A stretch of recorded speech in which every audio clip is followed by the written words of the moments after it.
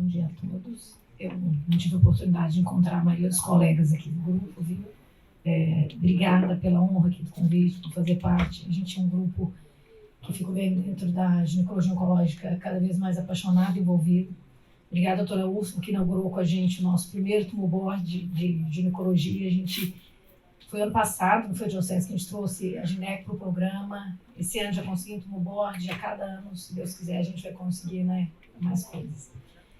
Já foi comentado que está difícil aí, eu já tenho dificuldade pessoal, então eu peço desculpa, o pessoal da TI fica aí de plantão, porque se você já tiver, imagina eu. E excelente as apresentações anteriores, eu acho que principalmente a parte da doutora Úrsula, que já inaugurou, e a parte do tratamento sistêmico. O que eu vou apresentar é um cenário de tratamento sistêmico de estudos que não vão ser mais o nosso cenário atual, né, já que a gente está colocando quimioterapia mais no começo para um grupo de pacientes, né. Então, eu acho que a questão do endométrio, a gente está com muita inovação de terapia sistêmica, mas que ainda está chegando, né. Vou trazer o que a gente tem mesmo de dado real. Então, já deu certo, que bom. Primeiro, assim, foi dito aí o padrão, né, da recorrência. Esse é o dado histórico, a gente tem padrão de estrutura adjacente, metástase, distância, quando acontece em pulmão, fígado, ossos, linfonodos. Eu vou falar dessas 4 opções terapêuticas. Então, a gente ainda trabalha com esse padrão de recidiva, em que a gente vai avaliar muitas vezes um paciente com recidiva local regional. E aí a gente tem aquela questão do caso dramático, inclusive, que eu discuti no nosso board, de uma recidiva exclusivamente peritoneal com uma carcinomatose. Então, a gente ainda lida com o padrão de recidiva local regional. E pensar que essas pacientes ainda foram irradiadas, tiveram toda a toxicidade do tratamento, o perfil de paciente num cenário recorrente, tratada previamente, é um outro perfil, né? Definitivamente não é um perfil favorável, é um caso muito angustiante, muitas vezes, para a oncologia. Já foi dito, graças a Deus, aí, que a questão de toda a diferença entre endometriose, serose, células claras, o ideal era que a gente tivesse todos esses estudos estratificados por histologias, para que a gente viu que está falando de doença diferente, né? Acho que a classificação molecular mostrou isso.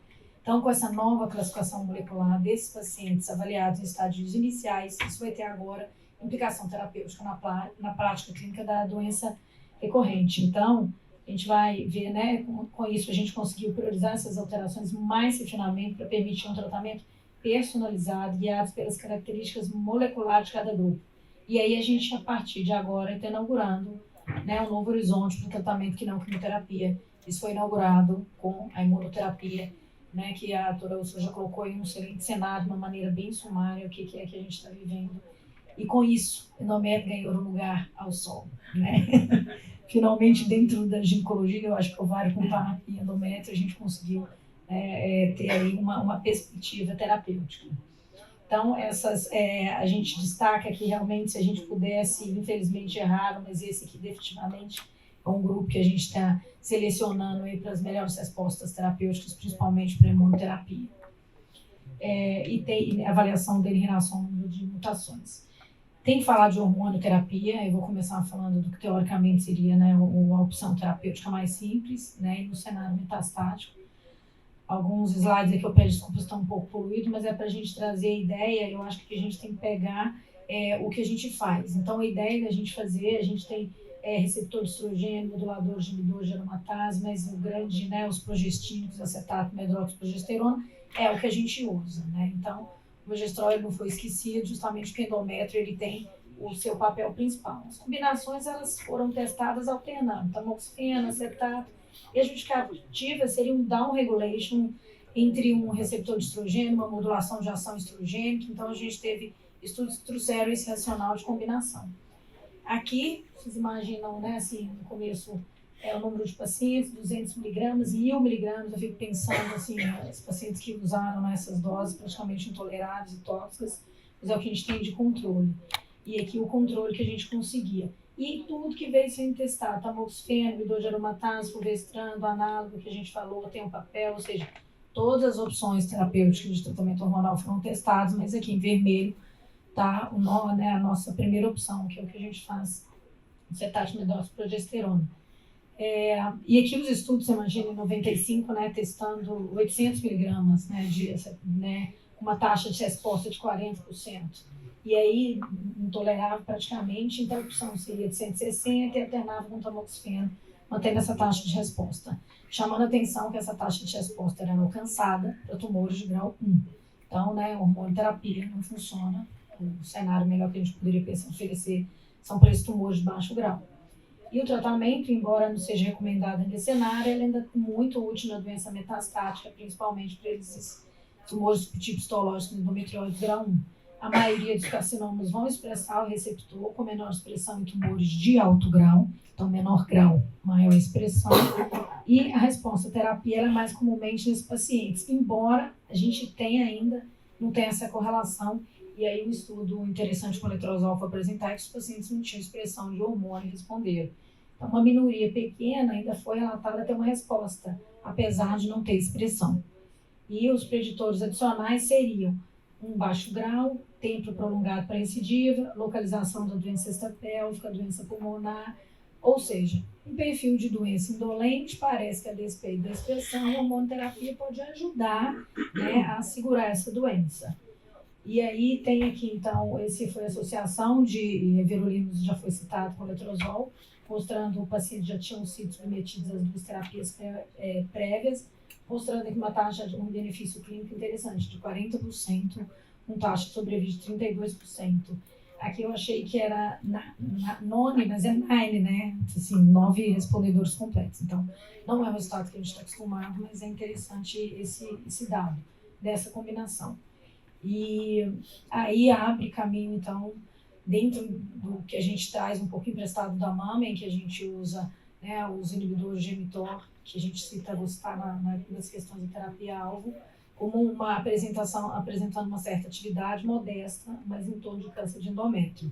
Teve aqui um resultado, né, anedótico para essa outra classe, mas a gente vê que everolimus isolado é 0. Então, acho que a ideia, se a gente for pensar usar essa classe, tem que ser definitivamente alguma associação.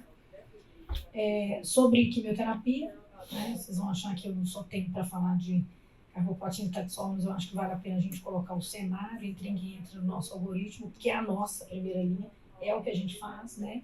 Então, a maioria, infelizmente, eu não vou poder oferecer hormonoterapia, porque nem sempre eu vou ter esse perfil de paciente definido como indolente de baixo grau. O regime, nosso backbone, é a carbo-taxol, devido à sua conveniência e tolerabilidade. Foi testado o estudo de fase 3, o triplet, né, do DOG 209, as custas de uma maior toxicidade. E os regimes que a gente faz semanal, a semelhança de mama e ovário, a gente não tem aqui confirmado, né, no cenário endométrico como uma alternativa.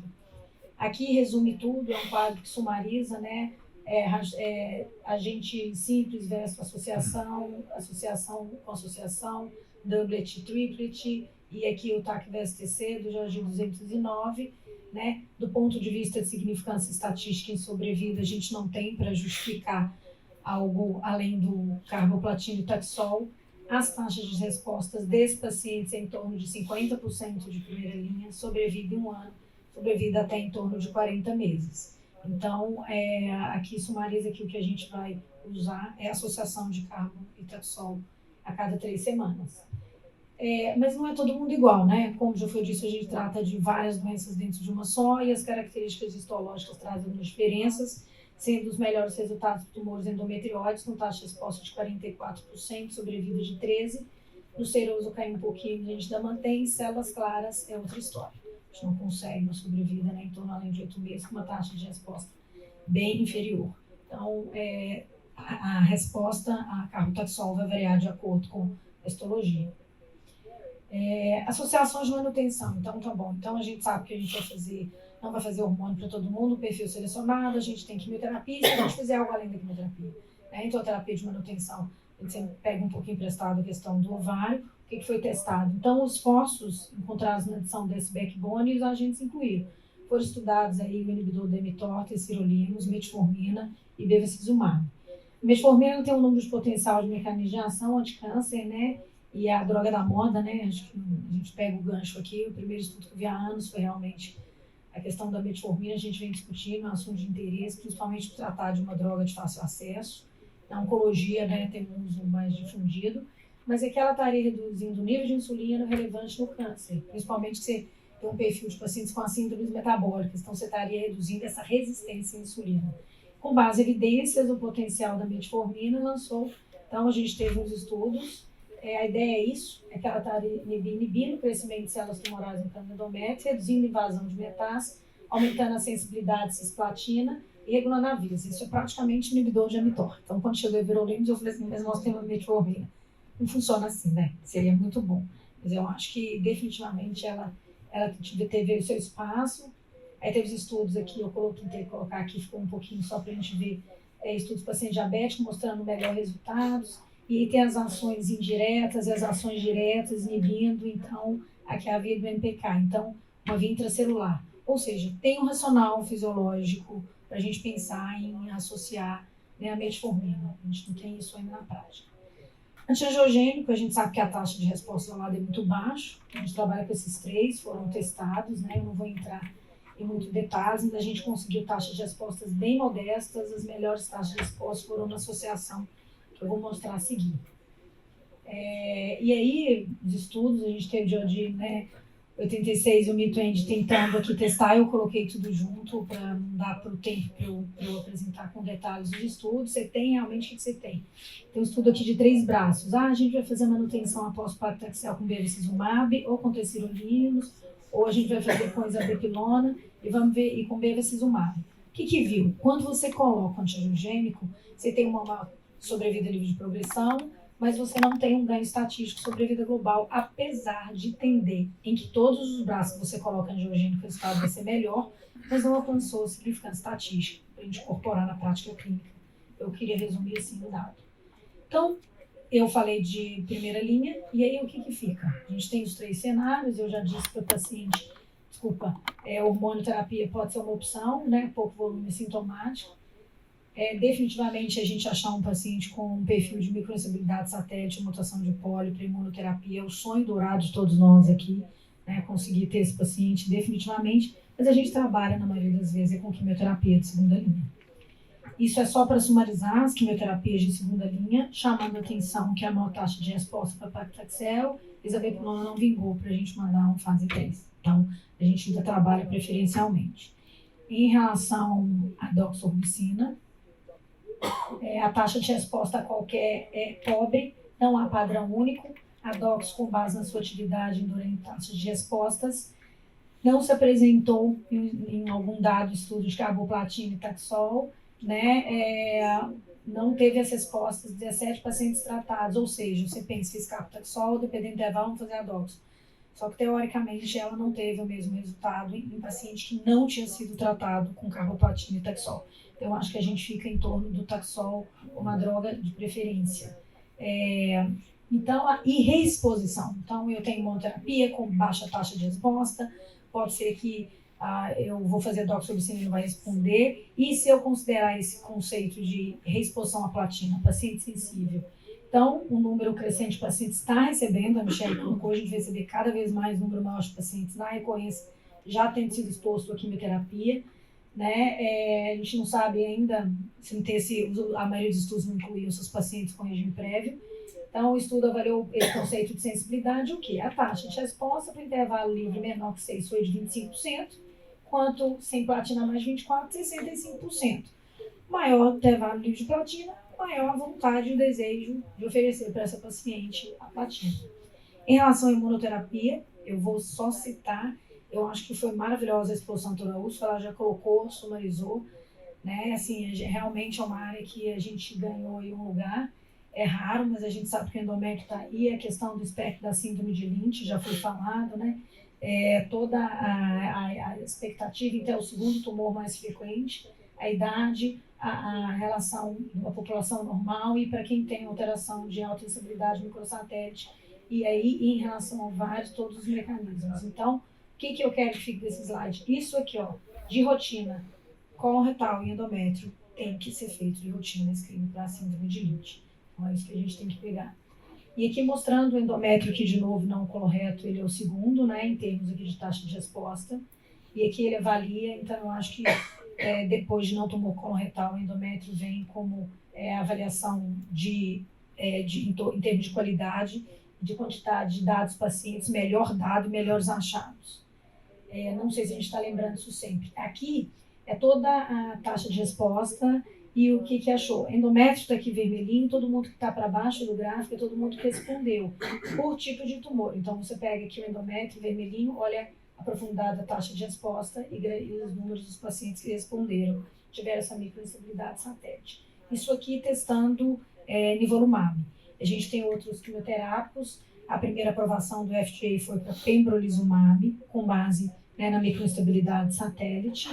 Né, mais comum, como já foi dito, no subtipo endometrióide, mas tem essa relação aí também entre a avaliação de outras histologias. Mas endometrióide é mandatório a gente testar, com certeza, para microinstabilidade.